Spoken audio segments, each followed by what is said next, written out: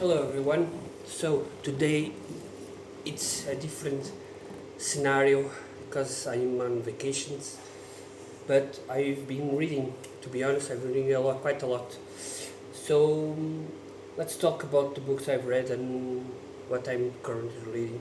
And on this note, um, what what have you been reading yourself?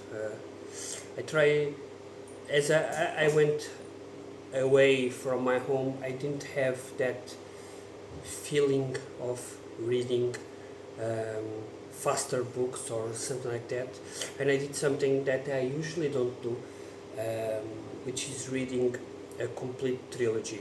Okay, they are short novels, but they are a trilogy nonetheless. They are altogether, at least from what I've read in other editions, they have around 600 pages. So yeah, so this has been quite good month. So let me just show you what I've read. So the trilogy I read was these three books. They are a complete trilogy. They are flagged as 1, 2, 3, and they are Slattery Falls by Brennan LaFaro. The second book is Decimated Dreams, and the third book is The World You Loved. So these three books make up a trilogy. I guess, not to guess, I know that you can read the first one as a solo novel, and you'll have quite interesting story.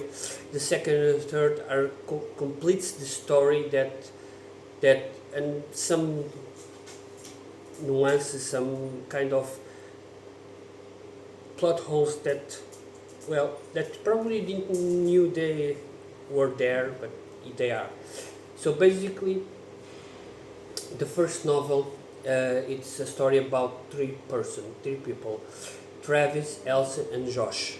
Um, Travis knows Josh in school.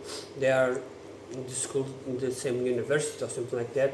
And Josh likes to go to haunted houses and stuff like that. So he, Travis and Josh goes to a house. They encounter something there. We don't know what it is, like a ghost, something like that.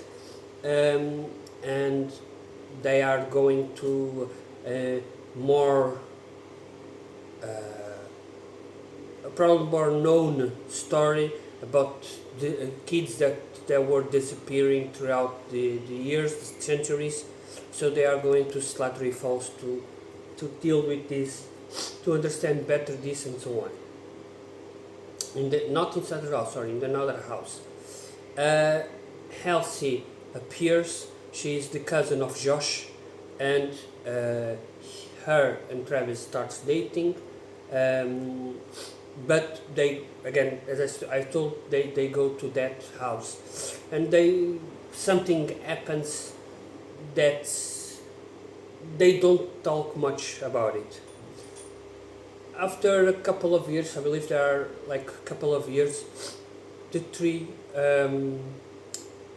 go to, because Josh has never forgot about this, and continuing the investigation, and then understand stuff a little better. So they go to not a couple of years, a couple of, I don't remember how much time has passed, but it's not that many years. And they all three go to another place, to Slattery Falls. Here is supposedly the where this is going to be solved. 2 years, I believe. Yeah. In between of this book and the remaining ones, but this one a bit less, we are introduced to a couple of backstory on this initial drama, this initial why this happened, what is happening throughout these centuries. They have some backstory. So in the end, probably going on a bit of a here on a spoiler. I don't want to spoil anything, but something happens here that concludes this novel. And again, you can just finish this, although the writer does not think this is correct to finish, because he wrote this one, and then another person that she talks here in that acknowledge told her, okay, complete the series. And then Macabre Inc., which is one of my favorite horror companies that brings out stuff like that, with David Niall Wilson, they say, okay, complete the trilogy and we print it out. And so he makes the trilogy. This book was in 2022, the other are 2023. And this completes the first one, this information. In this second and third book, I'm not going to spoil much about it. Okay, I'm not going to spoil everything about it, but in the second book, 10 years have passed. Travis and Elsie now have now a daughter called April, which is 5 years old, and she starts seeing the same monster they thought they had defeated back in Slattery Falls. The third novel, and the second novel is basically told in the Elsie perspective, while the first one is told in the Travis. The third one is a mix of the two. The second novel again follows the story that the first started. More investigation, more diaries, and so on. So there are a lot of passage and so on. The third one follows the same characters plus two more, which is a police officer that we met in the second novel, plus a wife, as they investigate and try to finish the story. So, what are my thoughts on this? So, I really enjoyed the first book. The second one was okay, I guess, but also good book. But you can't read the second one without reading the first, makes no sense. And the third book was my least favorite. And the reason behind this is not something to do with that the writer changed, but it was, in my opinion, it dragged a lot. So basically, we are all the time we are giving new stuff. They are investigating our diaries, stories, and so on. But the third one just went all over the place with this, and I didn't enjoy this. I didn't enjoy at all the meeting with the dead. It felt forced. I guess maybe it's due to I read all the three in one go, or maybe it's because again the first one tells a good tale, the second one tries to enhance that tale, and the third one goes a bit over the board. Maybe the second and third one could have been one novel. I don't know. I didn't enjoy the third, but overall I'm happy what I've read. Another book that I did finish.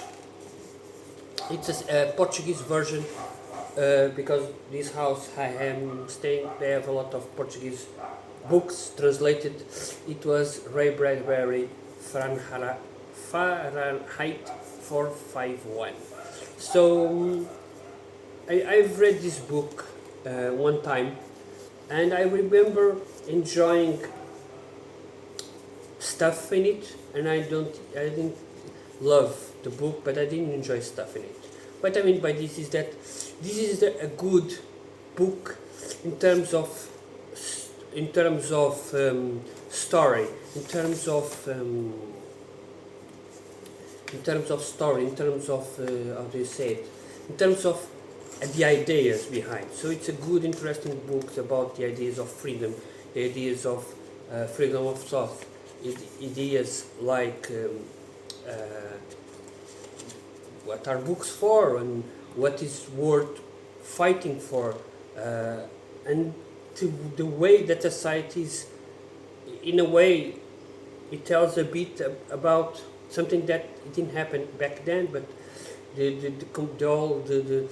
televisions in the walls and so on, it makes like they are controlled by this kind of Machiavellic almost uh, uh, Facebooks, YouTubes and so on, but in another sense. So maybe it was a warning about this kind of stuff, you can call it that. The idea of not having kids, not caring about living or dying, basically. Yeah, it's a good book with interesting thoughts, interesting ideas. It's an important book. But I don't enjoy the story, how it's written. I don't know why. Maybe it's Ray Bradbury stuff, because I read Something Wicked This Way Comes and I didn't enjoy as well. I know that the ideas are there, but I don't enjoy the way he tells the tale. I don't understand. So yeah, I would advise anyone to read this book, like 1984, but that one I really enjoyed, and I really enjoy how it's written and everything in it. But this one I cannot praise this in the same way. I know that it's important. I know that this book should be read by everyone to learn more about the freedom of speech, freedoms of thought, and the importance of books and so on. The fifth book I finished, it's a odd book, and it was one of my favorite reads of the year. And it's this one, Vermis, by Plastibo. So, probably this is the least known books here. And what is this book about? It says here it's an official guide. Official guide for a game called Vermis, which is a game that doesn't exist. Plastibo and other authors do that. I can link it, a couple of videos there if I'm able, but they do this kind of stuff. They do these kind of books with artwork and a story about books, movies but games that doesn't exist. And it's so good. As you read this, you know that this cannot exist, a game like this, because at times makes no sense, to be honest. So basically, we have here which flesh is your flesh, and it puts you some questions like normal games do. Like, for example, what is the good? What is the evil? Let me show you a bit more. Oh, what is good? What is evil? And some status that can happen throughout the game. Then he presents you the characters that you can play with. Okay, as you can see here, you've got Lost Old Glory, probably the most normal one. Wandering Angel, Princess Nail, Mad Pricker, Stone Scholar, Waste of Life. Not kidding. So, and each one has like a small part on the game. For example, Lost Old Glory, the most normal one, okay? Once a hero, now a lost soul without a purpose in life. Where are his beloved ones? The people he once fought for. He stood against many indescribable horrors, but always came back.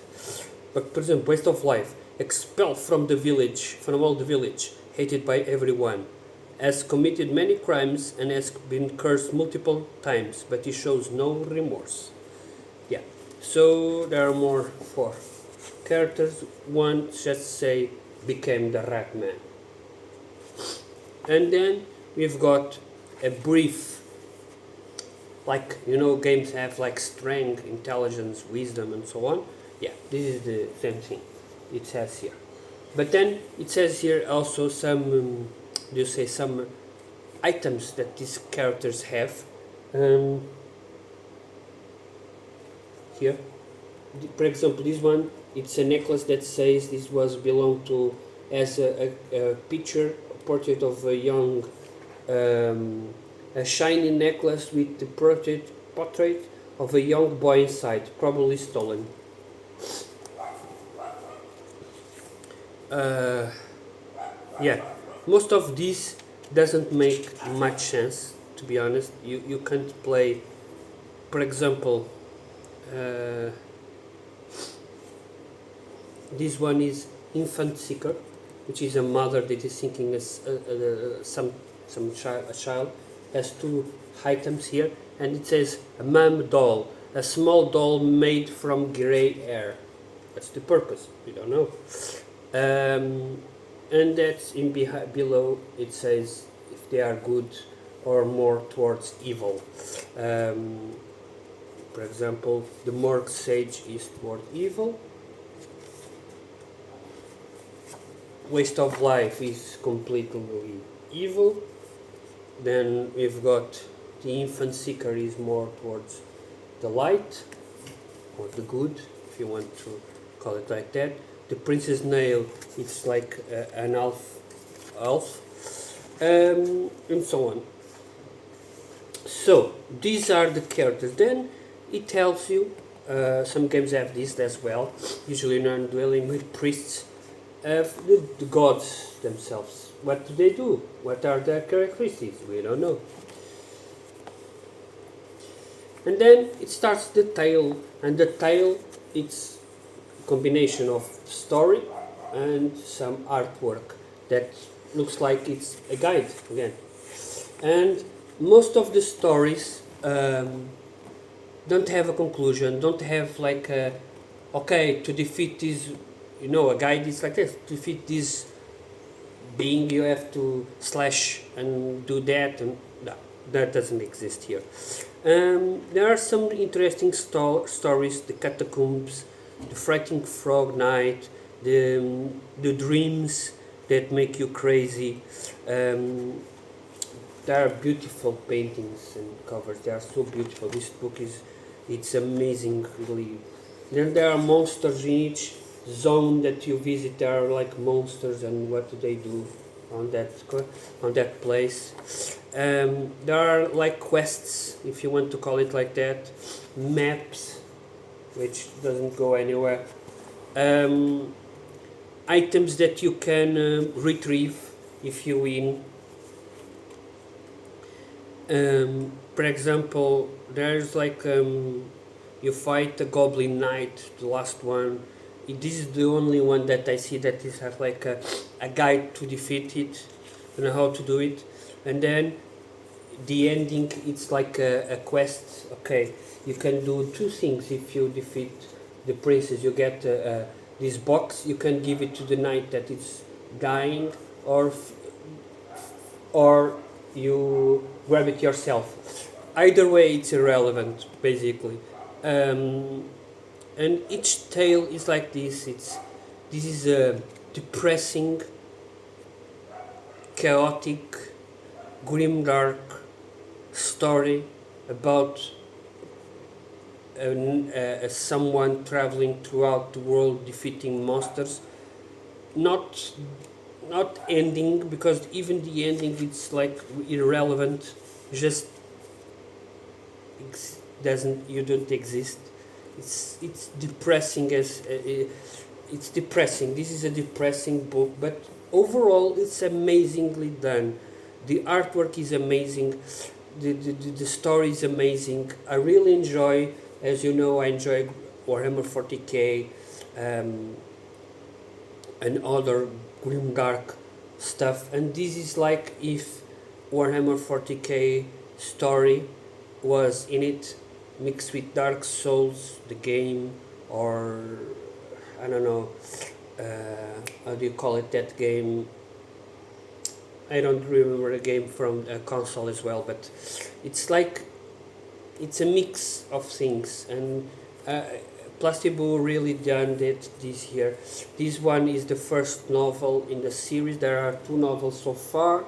There is also music that accompanies, and yeah, it's very good, very good. I really enjoyed. I really want to see it. And if you want to check it out, this is the website, the holopress.net. They have a lot of stuff there, artwork and so on. I really would advise you to check it out. Sorry for this long video. I'm currently reading Robert McMahon Border, which is interesting now because this is a Leviathan Press novel.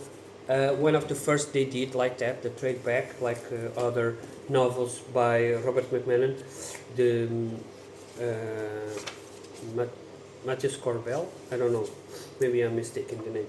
I'm killing the name. Matthew Corbett, yeah, series. And they publish as well this one, which I didn't see anything about. Special edition doesn't exist, only this trade back. I'm currently reading the novel. I'm page. I'm one quarter of the book, on page 112 and 130, and there are 500, almost 500 pages. So yeah, a fifth fourth. And what's interesting about this, I've read Swan Song a couple of, well, last year, and this reminds me a lot of that. So basically, this is a sci-fi post-apocalyptic novel, not like Song Song, which deals with apocalyptic done by humans, a nuclear war. This one is a bit different. This one, there are two species of aliens fighting over Earth, the Gorgon and the Cypher, and they are basically fighting themselves in the air, in the land, and humanity is just there.